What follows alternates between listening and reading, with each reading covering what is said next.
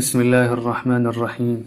الحمد لله رب العالمين، والصلاة والسلام على سيد الأنبياء والمرسلين وعلى آله وصحبه أجمعين، أما بعد. أعوذ بالله من الشيطان الرجيم. بسم الله الرحمن الرحيم. وكلا نقص عليك من أنباء الرسل ما نثبت به فؤادك وجاءك في هذه الحق وموعظة وذكرى للمؤمنين. صدق اللہ العظیم. معزز سامعین کرام، السلام علیکم ورحمۃ اللہ وبرکاتہ.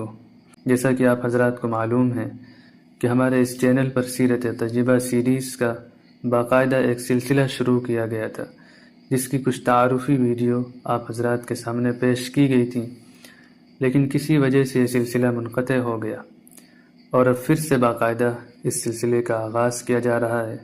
اور یہ سیرت طیبہ سیریز سے متعلق تعارفی ویڈیو کی تیسری اور آخری قسط ہے، جس کے اندر سیرت کو جاننے کا جو مقصد اور جو فائدہ اللہ رب العزت نے بیان کیا ہے اس کے بارے میں بات کی جائے گی. اللہ رب العزت نے اپنے نبی پاک صلی اللہ علیہ وسلم سے مخاطب ہو کر فرمایا: وَكُلًّا نَقُصُّ عَلَيْكَ مِنْ أَنْبَاءِ الرُّسُلِ مَا نُثَبِّتُ بِهِ فُؤَادَكَ وَجَاءَكَ فِي هَذِهِ الْحَقُّ وَمَوْعِظَةٌ وَذِكْرَى لِلْمُؤْمِنِينَ.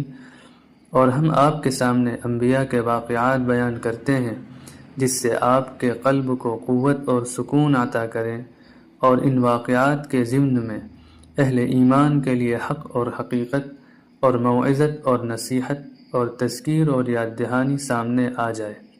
اس آیت سے یہ بات سمجھ میں آتی ہے کہ نبیوں کے واقعات کو بیان کرنے کا ایک اہم مقصد اللہ نے تثبیت فؤاد بیان فرمایا ہے، یعنی اس کے ذریعے سے دل کو سکون، اطمینان اور ثبات و استقامت حاصل. اور جب یہ فائدہ دوسرے انبیاء کے واقعات کو بیان کرنے میں اللہ نے بیان فرمایا تو ظاہر ہے حضور اکرم صلی اللہ علیہ وسلم کی زندگی اور سیرت کے اندر بدرج اتم اور بدرج اولا یہ مقصد حاصل ہوگا، اور یہ فائدہ پڑھنے والے کو ضرور ملے گا.